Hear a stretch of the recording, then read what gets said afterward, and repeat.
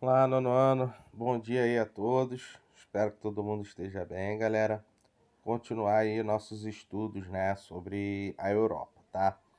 A gente vai falar hoje sobre os aspectos econômicos e eu vou dividir também, assim como a gente fez nos aspectos humanos, vem fazendo, né, em duas partes. Até porque a gente vai iniciar aqui a questão dos aspectos econômicos falando do bloco europeu, tá?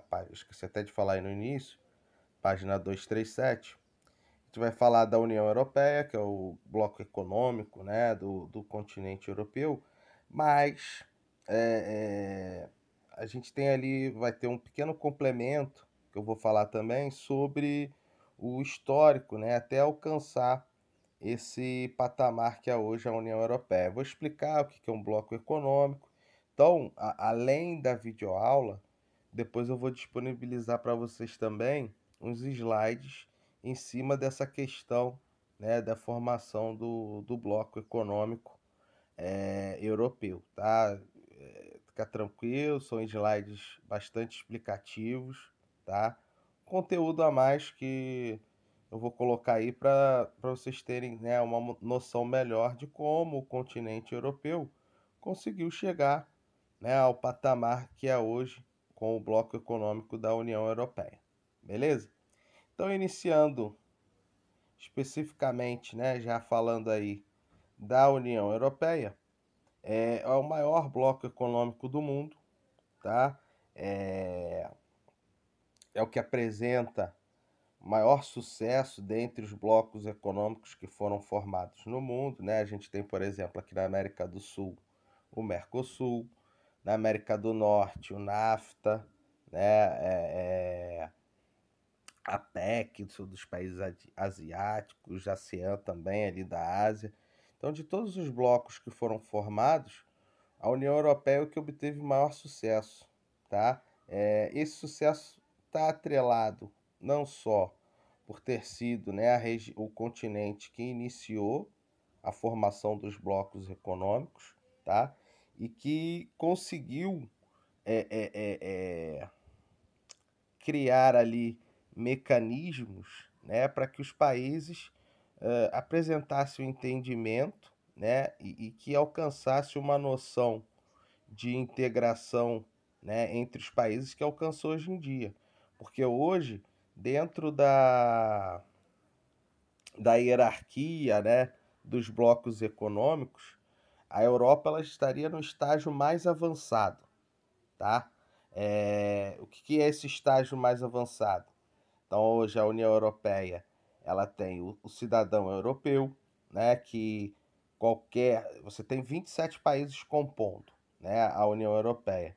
Qualquer pessoa desses 27 países pode transitar pelos países do bloco europeu sem a necessidade, por exemplo, né, do visto de entrada em um país, porque ele faz parte dessa grande comunidade, né?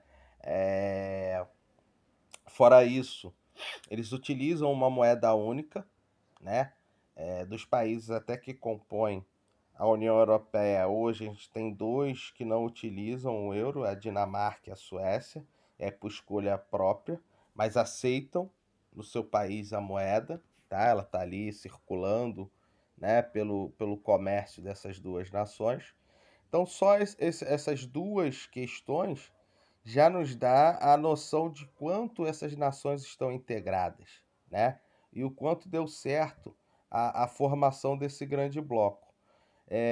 Agora, no início de 2020, a gente teve a saída do Reino Unido, né? Na realidade, eram 28 países que compunham o bloco, né? Mas em 2018, foi 2018, a população britânica votou, né, e decidiu que deveria sair do bloco. Né? Todo o processo de saída ele foi finalizado, iniciou, né, o processo de finalização agora em fevereiro de 2020 deve ser concluído ao final, né, desse ano. Não é tão fácil, porque como você tem essa integração tão grande, né, como eu falei, do cidadão europeu, do euro, leis, né, foram substituídas. Então, antigas leis do Reino Unido foram substituídas por leis da União Europeia. Como a Inglaterra saiu, agora ela vai ter que novamente colocar, né, em vigor as leis que tinham sido anuladas para que utilizassem as leis da União Europeia. Então é um conjunto de medidas que qualquer alteração, né, nos países que compõem o bloco, todos vão sentir. Né? Então, por exemplo, antes mesmo da grande crise global de 2008 e 2009, Grécia teve uma forte crise econômica. Portugal e Espanha também apresentavam, né, uma queda na sua economia. Todo o bloco sentiu, né? E o bloco em si foi obrigado a criar soluções para que salvasse essa condição econômica, né, da Grécia. Aí posteriormente veio 2008, 2009 a crise global, onde todo o bloco, né, sentiu os efeitos da crise. Claro, os países mais pobres com uma maior intensidade. Aí até um pouco antes de seguir, né? Porque até para vocês entenderem, como eu falei dessa hierarquia, né? Os estágios dos blocos econômicos, nós temos no slide vai vir, tá? Essa parte teórica do que eu vou falar agora. Primeiro estágio seria a zona de livre comércio. Então os países formam um bloco onde a circulação de todas as mercadorias que esses países produzem ou uma lista de mercadorias que eles produzem, não vai ter uma cobrança de impostos, né, na entrada dos países do bloco. Então, um exemplo disso é o NAFTA, Estados Unidos, Canadá e México. Produtos mexicanos não são considerados estrangeiros nos Estados Unidos e Canadá, assim como produtos dos Estados Unidos ou canadenses não são estrangeiros no México, ou os produtos canadenses não são estrangeiros nos Estados Unidos e assim por diante, né? Então você tem ali uma livre circulação de mercadoria. Esse é o estágio mais simples.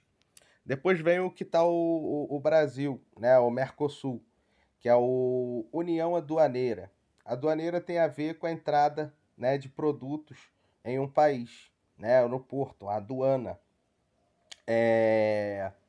Essa união aduaneira é uma zona de livre comércio, né, que vai cobrar a TEC, que é a Tarifa Externa Comum. Então, vou pegar aqui um exemplo, né, a soja. Brasil, o Mercosul é Brasil, Argentina, Paraguai e Uruguai. Tem a Venezuela que está suspensa, mas são esses quatro. Os quatro fundadores que permanecem, né, como os principais principais e únicos, né, integrantes, já que a Venezuela está suspensa. Todos eles produzem soja. Quando forem, né, eles tanto podem vender a soja como o Mercosul, direto para um país ou para um outro bloco, como a União Europeia, né, fazer acordo comercial, ou individualmente, né, o Paraguai vender soja para a União Europeia, o Brasil vender soja para a União Europeia. Beleza, pegar esses dois. O imposto cobrado, né, sobre a soja que esses dois países vão vender para a União Europeia tem que ser no mesmo valor, porque eles assinaram um acordo, que é essa tarifa externa comum, a TEC, né, para que todos cobrassem aquele imposto, tivesse ali, né, um princípio de similaridade, todos iguais, né, tivesse a capacidade de acessar o mercado externo internacional, tá? Essa seria a união aduaneira. Qualquer dúvida na aula aí vocês me chamam que eu explico para vocês, tá? Não tem problema. Aí então a gente tem, vou até escrever aqui, não ir se perdendo. Tem que botar de preto. Então, ó, botar em cima aqui do mapa da União Europeia. Livre. Eita, que horror. Vamos lá. Livre comércio, união aduaneira, tá? Pois livre comércio, união aduaneira, a gente vai ter o mercado comum. Mercado comum foi um estágio que a União Europeia passou para alcançar o que hoje ela é, Hoje ela está no último estágio que eu ainda vou falar aí. Mercado comum, para facilitar, a gente vai ter a livre circulação, ele é baseado na livre circulação. Então, a livre circulação de comércio, o livre comércio. E aí, só um ponto que eu não falei aqui. Quando a gente fala de livre comércio, é não só de mercadoria, quanto também de capital, de dinheiro. Você tem uma livre circulação desse dinheiro, ou do dinheiro dos países integrantes do bloco, né, entre eles. Então, no mercado comum, livre circulação de pessoas, livre circulação de mercadorias e capital, tá? Oh, meu Deus. Livre circulação de pessoas, mercadorias e capitais, tá? Então, a livre circulação de pessoa é o cidadão europeu que eu falei para vocês. Um italiano, né? O italiano e o alemão. O italiano que é da Itália para a Alemanha. Antes da União Europeia, ele tinha que ter o visto. Então, pedia a entrada para ir para a Alemanha. E o alemão também tinha que tirar um visto para entrar na Itália. Hoje, eles não precisam desse visto, porque eles fazem parte da União Europeia, portanto, tem essa livre circulação entre os países integrantes do bloco. E por último, o que é hoje a União Europeia é a União Monetária e Econômica, tá? Onde o mercado comum ele adota uma moeda única e um conjunto de leis também em comum entre os participantes. No caso aí o exemplo, né, a União Europeia, que você tem um conjunto de leis que é regido em todos os países do bloco, e a adoção do euro como moeda única na maior parte dos países participantes do bloco. Beleza? Deixa eu só, para a gente avançar. Avançando aí eu vou parar aqui, vamos dar uma parada em relação à União Europeia e vamos ver os primórdios, o que motivou, né, a criação da União Europeia, tá? Observando aqui nesse pequeno trecho, né, o saber mais, antecedentes da União Europeia, primeiro bloco, aí eu vou circular em vermelho aqui para vocês. Primeiro bloco que nós tivemos no continente, Ricardo, foi o Benelux, tá? Benelux ele foi criado em 52 entre Bélgica, tá? Países Baixos, que é a Holanda, e Luxemburgo, tá? Esse Benelux era uma zona de livre comércio entre esses três países. Foi criado para promover, né, a reconstrução do país e da economia, né, dessas nações após a Segunda Guerra Mundial, tá? Observando o sucesso do Benelux e com o receio, né, da Alemanha Ocidental. A Alemanha, né, ao final da Segunda Guerra, foi dividida, ocidental-oriental, ocidental capitalista, né? Com medo dessa Alemanha Ocidental se reerguer e novamente, né, promover um conflito mundial, a França ela convida a Alemanha para formar uma parceria, né, um acordo comercial.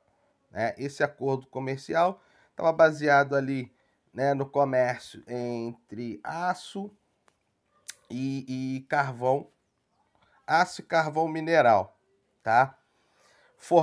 Criaram então primeiro este tratado ali por volta de 1948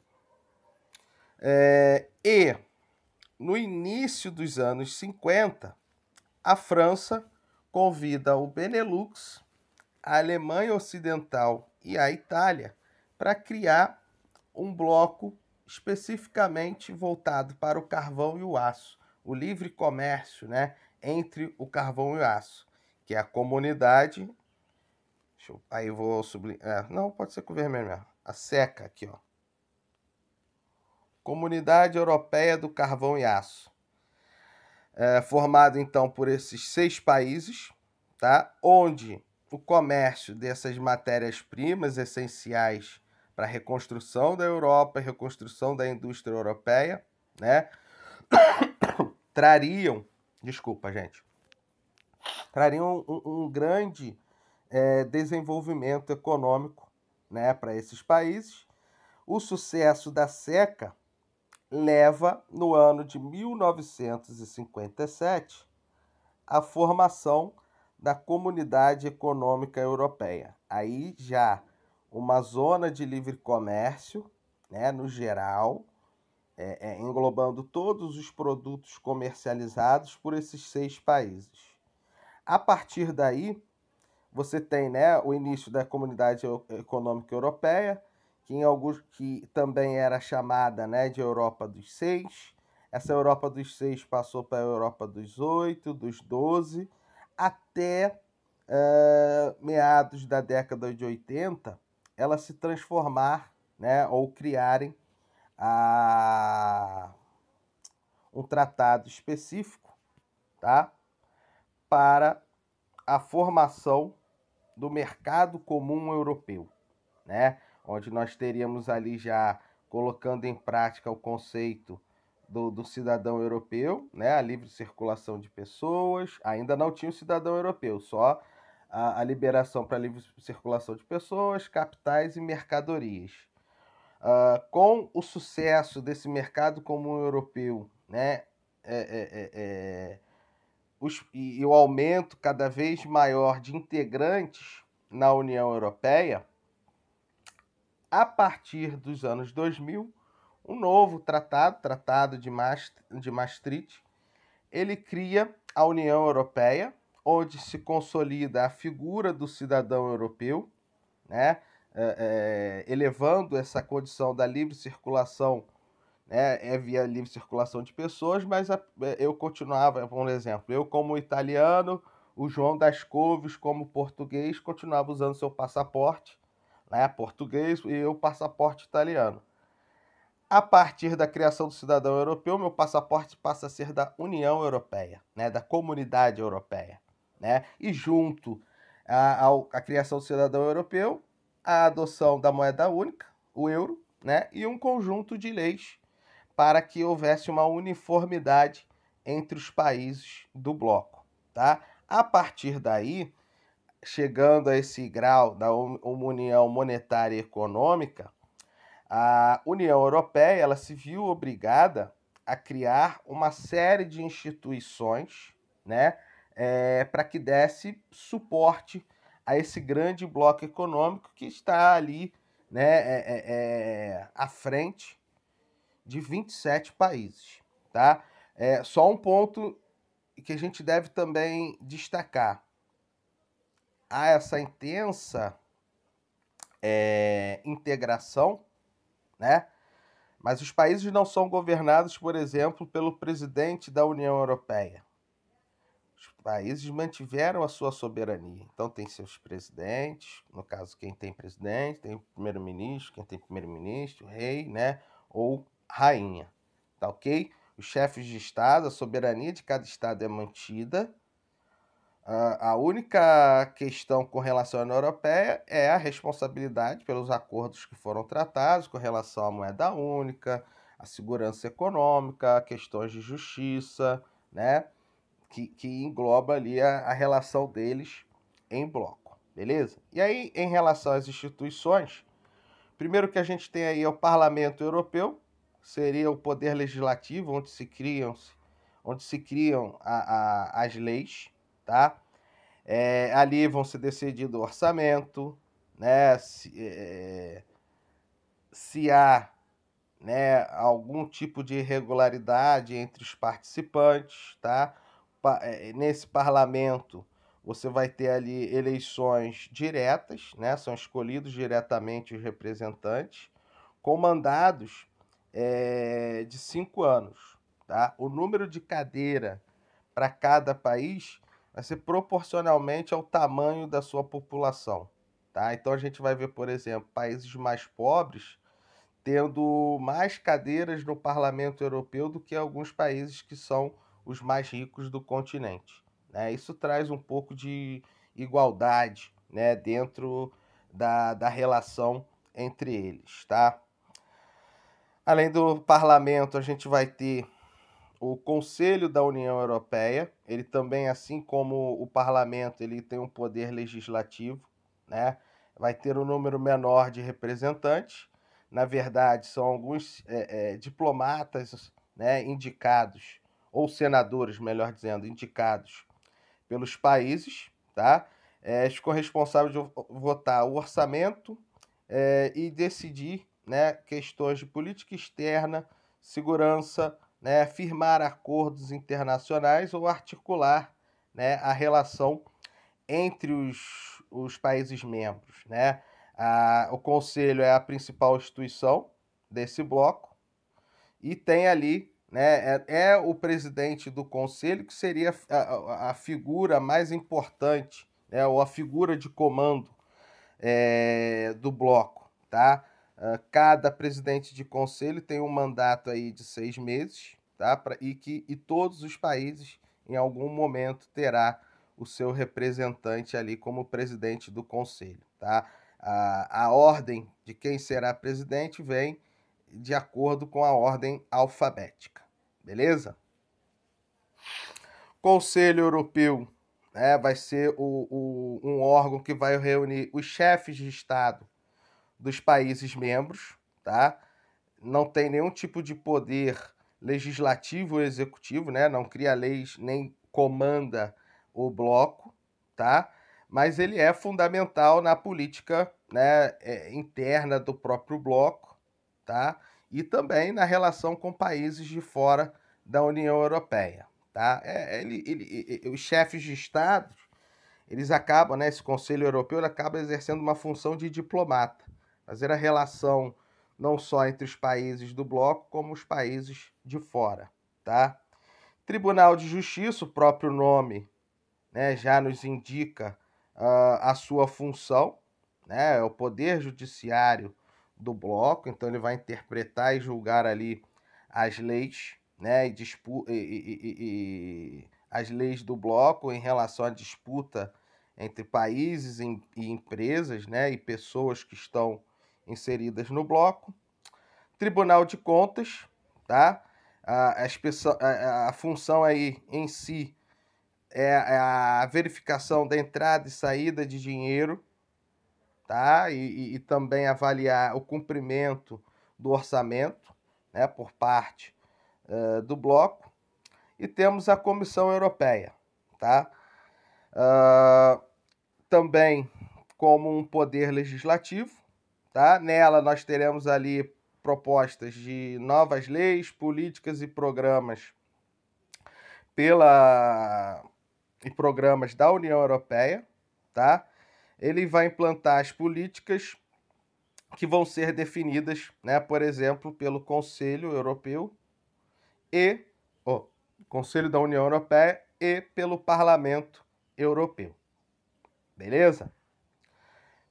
Para fechar as instituições, só observar antes de falar, é isso mesmo. Para fechar as instituições e essa nossa primeira parte do capítulo, a gente tem o Banco Central Europeu, tá?